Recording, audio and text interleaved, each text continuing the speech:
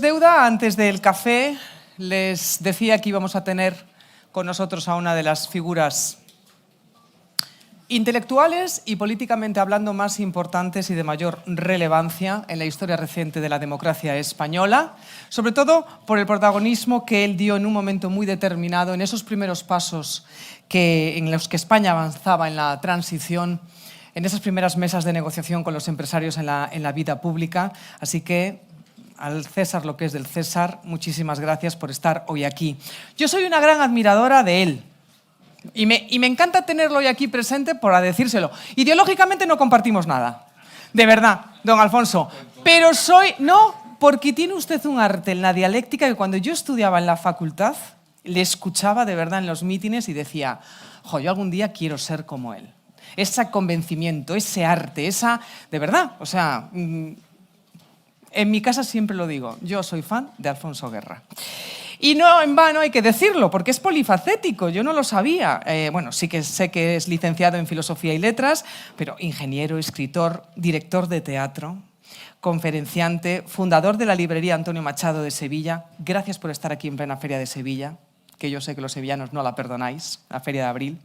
Fundador hijo predilecto de Andalucía, medalla de oro de la Universidad de Roma, distinguido con la Orden del Mérito Constitucional de España y bueno, pues la voz de la historia reciente de nuestra democracia. Así que para nosotros en este 45 aniversario en CEPIME, miles de gracias, don Alfonso Guerra. Cuando quiera.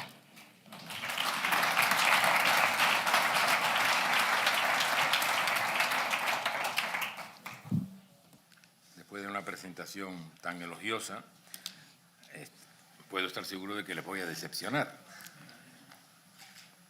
Quiero que mis primeras palabras se dirijan a felicitar a la Confederación Española de la Pequeña y Mediana Empresa porque celebra su 45 aniversario.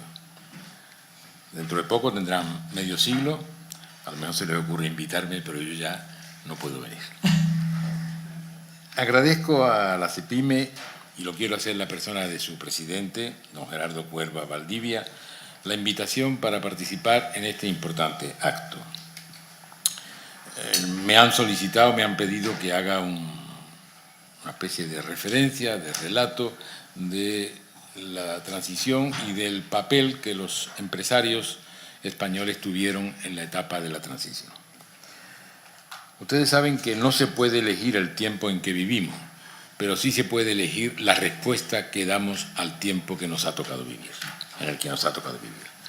Y es que hace 45 años más o menos, en los años 70 del siglo pasado, una generación de la que algunos de los que estamos aquí formamos parte, otros son más jóvenes, esa generación optó por dar una respuesta inédita en nuestra historia. Es decir, optó no por lo habitual, la confrontación, sino por lo nuevo, el pacto. Una generación que se sabía destinada a cerrar un capítulo ominoso de la historia de España y que, sin embargo, no pensaba en la revancha, sino en una España cívica y humana. Y para ello había que empujar hacia la convivencia, hacia la tolerancia.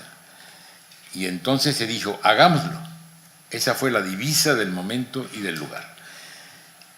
Participaron muchos sectores, entre ellos los empresarios, en esta idea de construir un nuevo país en base a la tolerancia, al respeto, a la convivencia. Y les aseguro que no fue fácil. Ahora algunos pregonan que aquello fue la continuidad del sistema anterior. No es verdad, fue muy difícil. No fue fácil porque a través de la historia los españoles hemos dado muestra de que preferimos la encrucijada a la estabilidad, que preferimos los instantes en que el destino vacila, que puede tomar un camino u otro. Ha sido siempre España un país o una composición de habitantes de un país inconforme con la realidad y soñadora de un ideal. Y esa lucha continua entre lo real y lo ideal nos ha frenado en muchos momentos de nuestra historia. Fíjense que España era la potencia más importante del mundo y ya entonces hablábamos de decadencia. Un sentimiento de decaimiento se va instalando en la conciencia de los españoles. Existe un memorial de 1600, cuando España era la gran potencia del mundo. En 1600 hay un señor llamado González de Sellórigo que publica un memorial en el que advierte que los momentos que está viviendo España son peores que los anteriores. Y estamos hablando cuando era el máximo poderío del mundo. Va a decir él literalmente, ha llegado el momento en que todos juzgamos como de peor condición que los anteriores. Quizás sea una especie de remembranza de la expresión del poeta Jorge Manrique en el siglo XV, como a nuestro parecer cualquier tiempo pasado fue mejor. La palabra decadencia va a dominar los textos durante 2 siglos. En el siglo XVIII, en el XIX y parte del comienzo del XX, la decadencia será la palabra más repetida en los textos y además se organizan una especie de maniobras en las que participa el trono, el sable, el altar y las grandes fortunas agrarias. ¿Con qué objetivo? Con el objetivo de frenar la posibilidad de la modernización del país. Es verdad que hubo algunos intentos liberalizadores. Las Cortes de Cádiz, que crea incluso el término liberal para el mundo, la Institución Libre de Enseñanza, los regeneracionistas del siglo XIX, pero nada de esto tendrá continuidad. De manera que llegará a la depresión del 98, cuando se pierde el 2% de lo que eran colonias españolas o provincias españolas, la depresión del 98, la dictadura del general Primo de Rivera, la ilusión de un nuevo régimen, la Segunda República, la Revolución de Octubre del 34, el golpe militar, la guerra civil, el exilio, la larga dictadura. A la muerte del dictador, el destino vacila. ¿Qué ocurrirá? ¿Caerán los españoles de nuevo en una confrontación que los precipite en una tumba de muerte y de dolor? ¿O encontrarán una vía de entendimiento y consenso? Hombres y mujeres que tenían profundas diferencias, aquí decía la presentadora que no tiene ninguna coincidencia conmigo, no lo ha repasado. Se daría cuenta de que en muchas cosas, si no estamos de acuerdo, es que somos bastante idiotas. Porque hombres y mujeres en aquel momento de la transición, que tenían diferencias muy profundas, escucharon la voz de la sociedad que clamaba por el acuerdo antes que por la conflagración. Los unos y los otros, de un pensamiento y de otro pensamiento, renunciaron a parte de sus ideas a cambio de encontrar un punto común que les permitiera la convivencia en paz. Eso que ustedes conocen como el consenso no es nada más que la lista, la nómina de las renuncias que han de hacer todos los que acuden al consenso para que pueda haber un cauce común. De esto los empresarios tienen que saber mucho, porque se encuentran en esas posiciones con frecuencia con los poderes públicos. Ese espacio común que se crea renunciando a parte de lo que uno quiere defender tiene una cumbre, un lugar cimero, que es la Constitución de 1978. Posiblemente el más importante documento escrito nunca por los demócratas españoles. Demócratas conservadores y demócratas progresistas. Como ustedes conocen, solo puede hablarse de Constitución y constitucionalismo a partir de un momento histórico muy concreto, a partir de las revoluciones liberal burguesas de los Estados Unidos y de Francia en el siglo XVIII. Fue entonces cuando, con la confrontación de los principios teóricos de la ideología liberal, también explicada por Montesquieu, y los del pensamiento político democrático, magistralmente formulado por Rousseau, cuando se inicia la aparición en la historia de los primeros textos constitucionales. Son textos que asumen la convergencia de los 3 principios básicos del constitucionalismo. El principio democrático, que dice que tiene la afirmación de que el titular del poder político es el pueblo. El principio liberal, basado en la defensa de la persona mediante la declaración de derechos y la separación de poderes. Y el principio de prevalencia. todos los gobernantes, gobernados y normativa legislativa tienen que estar sometidas a lo que diga la Constitución. Pero en España tuvimos que añadir por sí mismo un nuevo criterio de una potencia política y social extraordinaria. Y es que la Constitución de 1978, además de todo eso que tiene la Constitución, es un acta de paz, es un armisticio, que es el cierre definitivo de una guerra civil, de una larga dictadura y de 2 siglos de enfrentamiento y falta de entendimiento. En ese proceso estuvieron presentes muchas personas, algunas estarán aquí. Estuvieron muchos ayudando a acercar posiciones para alcanzar el objetivo de la democracia para todos. Otros muchos vieron con ilusión la llegada de la democracia, entre ellos los empresarios, que saludaron con esperanza un sistema que, además de la libertad civil, les facilitaría la tarea de proporcionar bienestar a la sociedad y fortaleza a la nación, abandonando los corsés que impedían el libre desarrollo de su función como titulares de los medios de producción y distribución. Está rodeado de ustedes, empresarios, que tendrán naturalmente sus pensamientos, a veces coincidentes, a veces disidentes de los que yo tengo, pero eso me ayuda a creer que pertenezco a esos espíritus libres que desde la Institución Libre de Enseñanza a la Constitución de 1978 combatieron día a día por construir una España libre, democrática, laica, moderna, pionera y abierta. Nuestra Constitución fue apoyada por casi el 95% de los ciudadanos. Las constituciones no se votan en referéndum, la española sí fue votada en referéndum. Y se aceptó por el 90% con alegría y esperanza, porque era una constitución para la libertad, para la democracia, para el futuro. Han pasado 45 años y aquel texto, aceptado por todos con entusiasmo, pasa por un tiempo en el que algunos, especialmente los que conforman la élite política y social, actúan y se manifiestan con indiferencia y aún con desprecio respecto a la norma que regula nuestra convivencia.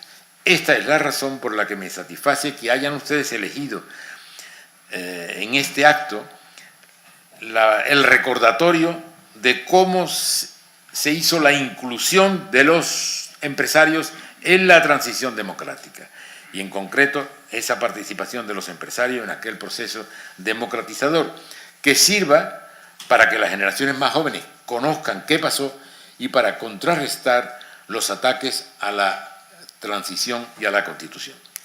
Las actitudes contrarias a la Constitución no son una novedad, sí lo es la reacción, cuando menos tibia, de algunos políticos, algunas autoridades y de otros opinantes en los medios de comunicación. Si digo que no es nuevo es porque la Constitución ya tuvo que soportar, solo 3 años después de su aprobación, un intento de golpe de Estado que se saldó con el enjuiciamiento y prisión de los sublevados nostálgicos de la dictadura. Pero tuvo también que soportar durante muchos años los embates del terrorismo, que nació contra el franquismo, pero que redobló su acción criminal contra la democracia, nostálgicos estos también del totalitarismo. El último atentado contra la Constitución, entiéndase contra la libertad y la democracia, ha sido perpetrado por el nacionalismo independentista. Pero tanto el 23 de febrero, cuando un grupo de militares y guardias civiles rompen las reglas de la Constitución, como cuando los terroristas intentan terminar con la Constitución, la reacción fue unánime. También los empresarios estuvieron en aquellas grandes manifestaciones que rechazaban el golpe del 23 de febrero, también estuvieron siempre contra el terrorismo, pero el último atentado, de la ruptura de la estabilidad, de la integridad del territorio, eso no ha sido respondido en general en la sociedad española con toda la fuerza que lo fue antes.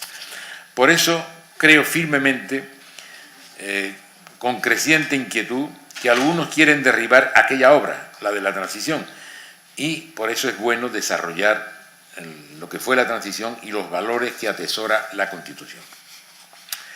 La de 1978 fue una generación que comprendió que la preservación del prestigio de las instituciones, y cuando hablo de instituciones estoy hablando también de las instituciones empresariales, sindicales, culturales, preservar eso es garantía del mantenimiento de la democracia. Porque si se produce una disparidad entre el demos y la ley, entre lo que proclama la mayoría y lo que dicta la ley, es esta la que tiene prevalencia. Solo una mentalidad totalitaria puede sostener que lo que establezca la mayoría sea prevalente sobre lo que dice la ley. Este es el legado de aquella generación del tránsito a la democracia, a la libertad. Es verdad que hemos vuelto al debate que vivió Europa en los años 30 acerca de la naturaleza de la democracia, si debe ser representativa, como preconizaba Kelsen, o aclamativa, como propugnaba Carl Schmitt. Hoy día, en el mundo, las posiciones del espectro ideológico se han radicalizado, mostrando poco respeto por la norma y por la institucionalidad. Se alimenta de un discurso moralista falso que se olvida de la utopía de ciudadanos universales e iguales para retroceder al tribalismo nacionalista. Permítame una breve cita de Varela Ortega. Él habla de que los discursos que hoy dominan, los discursos dominantes, se olvidan de la utopía de ciudadanos, ya lo he dicho, universales. Están más interesados en identitarismo que en la semejanza, más centrados en etnias que en la humanidad, más centrado en el nacionalismo antes que el internacionalismo, que trafica igualdad por privilegio, que traduce diferencia cultural con desigualdad sociopolítica, confundiendo, y este es un momento clave, hoy está mucha gente confundiendo el derecho a la diferencia con la diferencia de derechos, que son cosas absolutamente diferentes. Se promueve hoy derechos históricos a costa de los individuales. Se habla de territorio en lugar de hablar de ciudadanos libres e iguales. En lugar de exigir el derecho a la igualdad, se calculan balances fiscales, que no impuestos individuales y progresivos. Una deriva, en fin, que en lugar de relegar la lucha de clases al respetuoso desván de los recuerdos, la ha sustituido por la lucha de sexos. En fin, la trayectoria de muchos de nosotros nos ha hecho estar en la Constitución buscando que por una vez España se pusiese a trabajar unida y no a enfrentarse como el genio de Goya representó con aquellos que se arreaban palos con las piernas hundidas para que no pudieran huir. Hubo entonces muchos protagonistas para aquella transición. En primer lugar, la sociedad española, que exigía el acuerdo a los políticos. A mí por la calle me paraba la gente desconocida y me decía, esta vez tiene que salir la democracia, esta vez no puede fallar otra vez. En fin, arriba nos pusimos de acuerdo porque abajo la gente quería aquello. Descubrían el valor de la libertad y empujaban a todos a consolidarla. Luego hubo individualidades que tuvieron un papel muy preponderante. Sin agotar la nómina, Adolfo Suárez, Felipe González, Santiago Carrillo, el cardenal Tarancón, el rey Juan Carlos y los empresarios. ¿Qué participación tuvieron en la transición? ¿Cuál fue su papel específico como empresarios más allá de su participación como ciudadanos individuales? Si queremos conocer la actuación de los empresarios y de sus organizaciones en el proceso de tránsito de un país que sale de una dictadura y da sus primeros pasos hacia una organización democrática de la sociedad, debemos considerar 3 momentos claves en el desarrollo y acompañamiento de la libertad. Los 3 hitos son la recuperación de la democracia en 1977, el pacto de la sociedad consigo misma que representa la Constitución de 1978 y la llegada de un partido político, el Partido Socialista, al gobierno. Un partido sin relación alguna con la estructura del régimen autoritario anterior. Se trata además de un partido que pertenece a los derrotados en la guerra, elemento este que marca el final de la transición política, que se inaugura con la muerte del dictador y que culmina con la toma de posesión del gobierno socialista en 1982. En estos 5 años, de 1977 a 82, se puede resumir el papel que juegan los empresarios en la transición política. Tras las primeras elecciones democráticas de 1977, el presidente Suárez descargará la responsabilidad de enderezar la pésima situación económica, crecimiento formidable del desempleo, inflación que se acercaba al 30%, descargará esa responsabilidad en el vicepresidente Fuentes Quintanas, que expresó inmediatamente a la nación mediante una aparición en televisión, la crisis económica que padecía el país, solicitando un gran consenso ciudadano en torno a un gobierno que inspire confianza con la veracidad, haciendo que la información del gobierno sea la de los ciudadanos, porque la economía es cosa de experiencia y de sentido común, que son cualidades que tienen sobradamente los ciudadanos y los empresarios, podríamos decir. El gobierno entonces propuso a los partidos políticos un acuerdo para salir de la crisis, asumiendo la responsabilidad que correspondería poco después a los agentes sociales. En aquel momento se firmaron los pactos de la Moncloa, el gobierno y los partidos políticos, octubre del 77, que incluía dos acuerdos, uno sobre el programa de saneamiento y reforma de la economía y otro sobre un programa de reforma jurídica y política. Estos acuerdos facilitarían el consenso que después llegaría con la Constitución. ¿Por qué los partidos políticos hubieron de asumir la responsabilidad que correspondía a los empresarios y a los sindicatos? Los sindicatos, estaban involucrados en las primeras elecciones de las empresas. Se jugaban quién alcanzaría la supremacía en el ámbito de la representación sindical. Y los empresarios estaban entregados a su tarea ordinaria y a conseguir una organización fuerte y estable con la que presentar sus credenciales ante la sociedad y ante el gobierno. No es casual que la Confederación Española de la Pequeña y Mediana Empresa se funde en septiembre de 1977, inmediatamente después de las celebraciones de junio. La Confederación Española de Organizaciones Empresariales, la COE, también es del 77. Es decir, que los empresarios, a través de sus organizaciones, se ponen pronto manos a la obra, convirtiéndose en agente imprescindible para establecer un diálogo social que favorezca la capacidad productiva de las empresas y la mejora del bienestar de los ciudadanos. Cuando en 1977 los diputados acuerdan que la legislatura sea constituyente, contraen el compromiso de redactar una constitución que sea válida para la convivencia de todos, capaz de agrupar todos los puntos de vista políticos, económicos, sociales y culturales.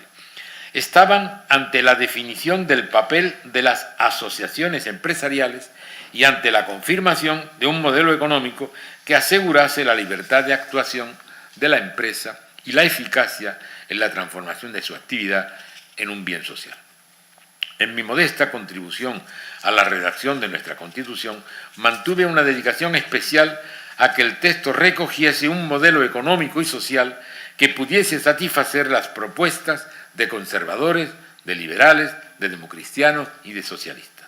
Intentábamos reflejar el modelo social europeo, creador del estado del bienestar.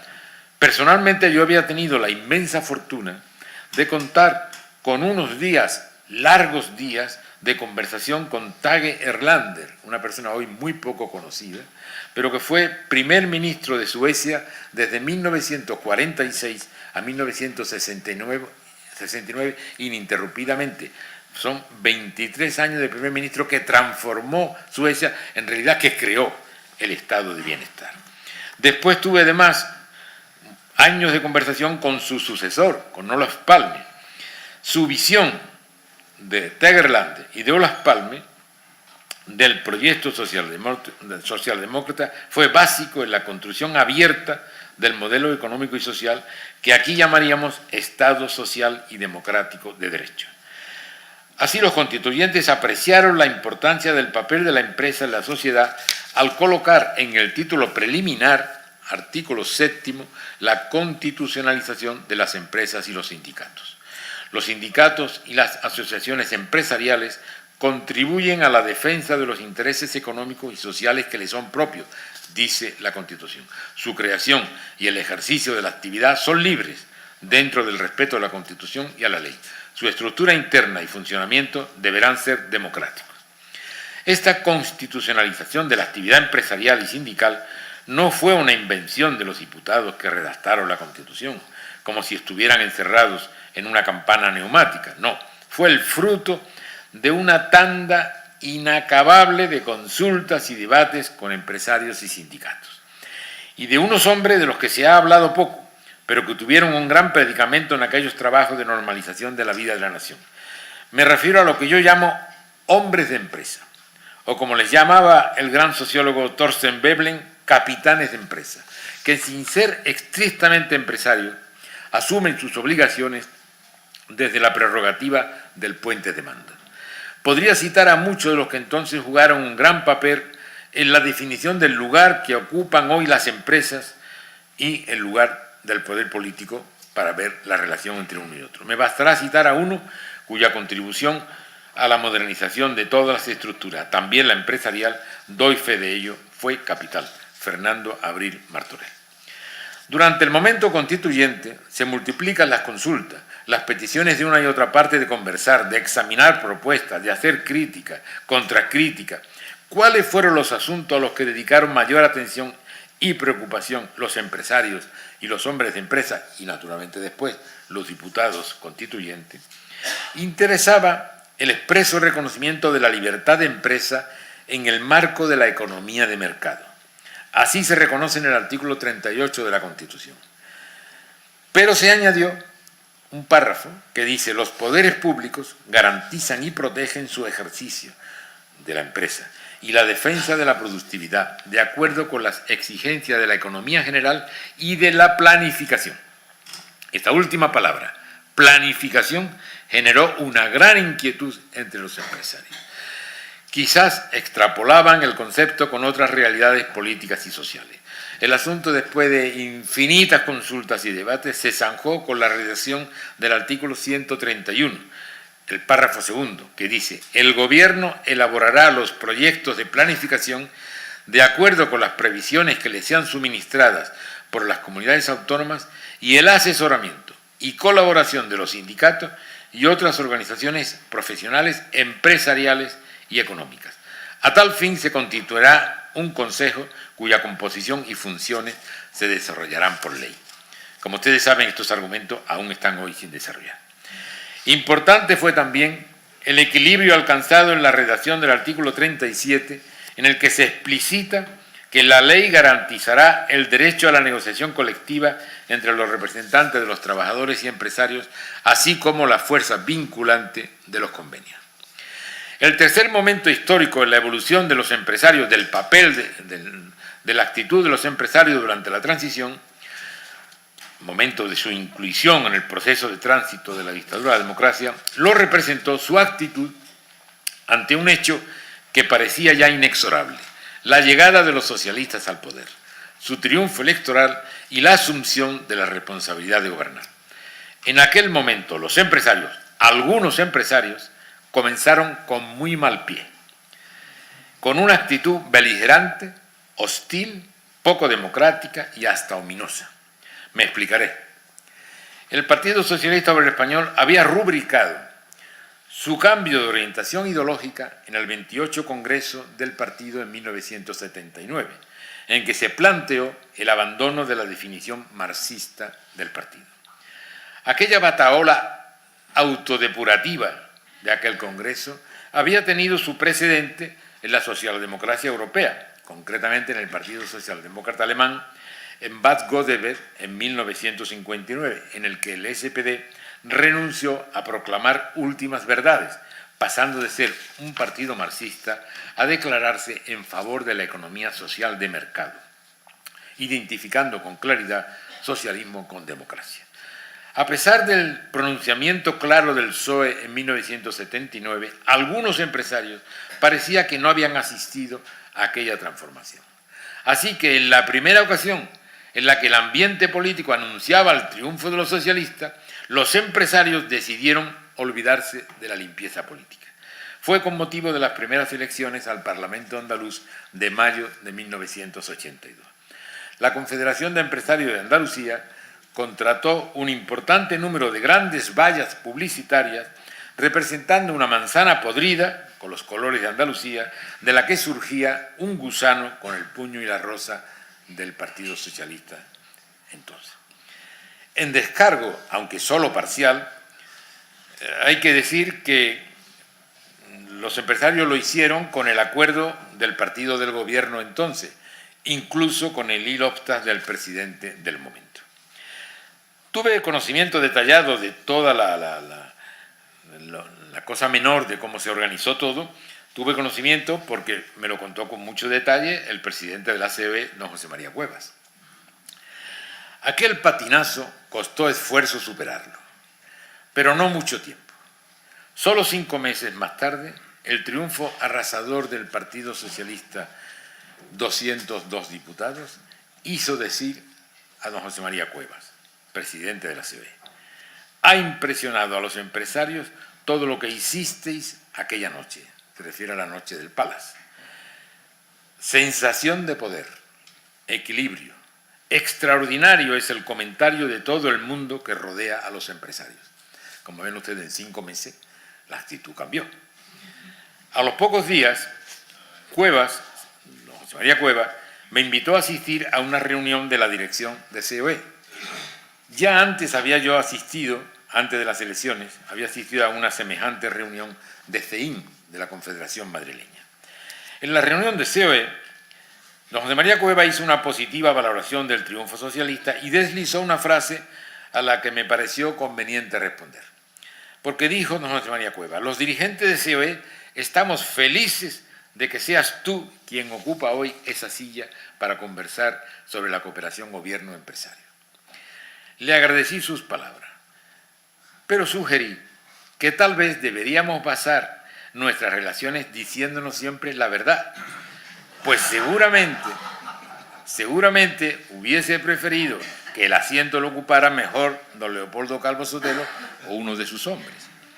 Añadí que yo lo comprendería, que no habría conflicto, que éramos conscientes de que si la elección popular entregaba la responsabilidad de gobernar a los socialistas, estos tenían la obligación de cooperar con quienes tienen en sus manos la prosperidad de la economía y, por lo tanto, el bienestar de la sociedad. Pero ese camino, que estábamos dispuestos a hacerlo juntos, no debería fundarse en las preferencias ideológicas de cada parte. Debo decir que hubo algunos problemas más allá de las disparidades propias del papel de cada uno, gobierno y empresario, pero esos son la propia relación.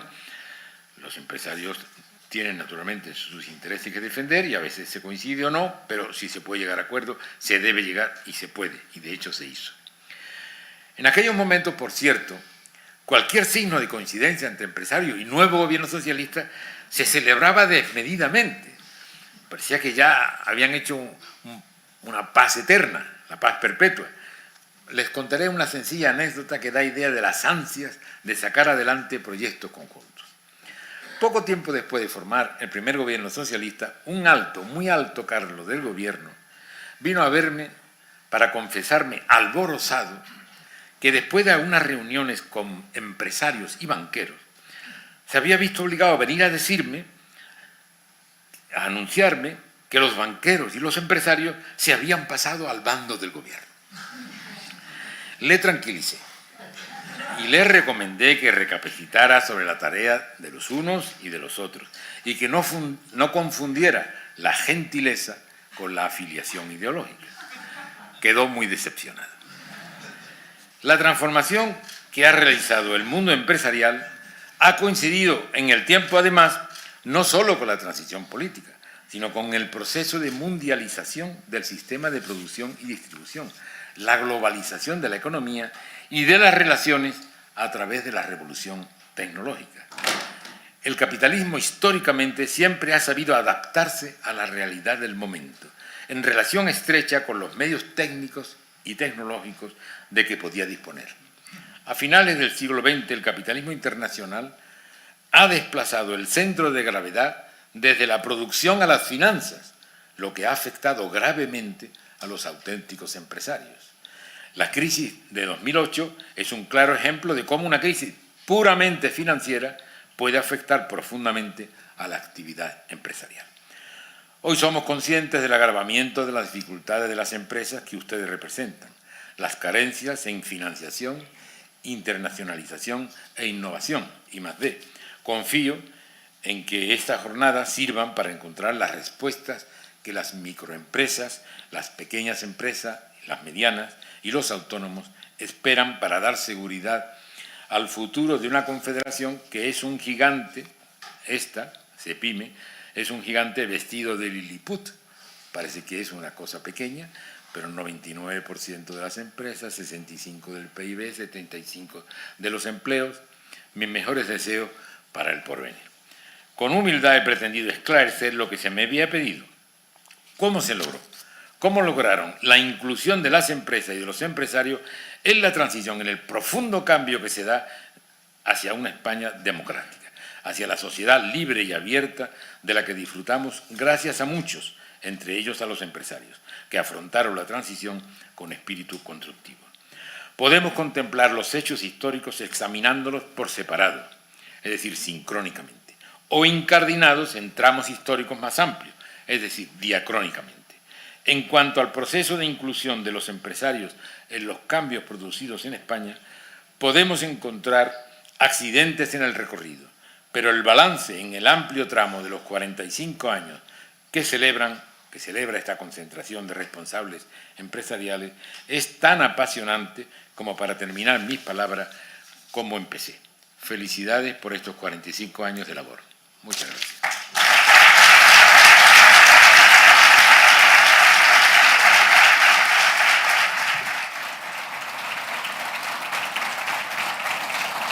Muchísimas gracias, don Alfonso, por sus palabras en un día tan especial para la Confederación Española de Pequeñas y Medianas Empresas. Gracias.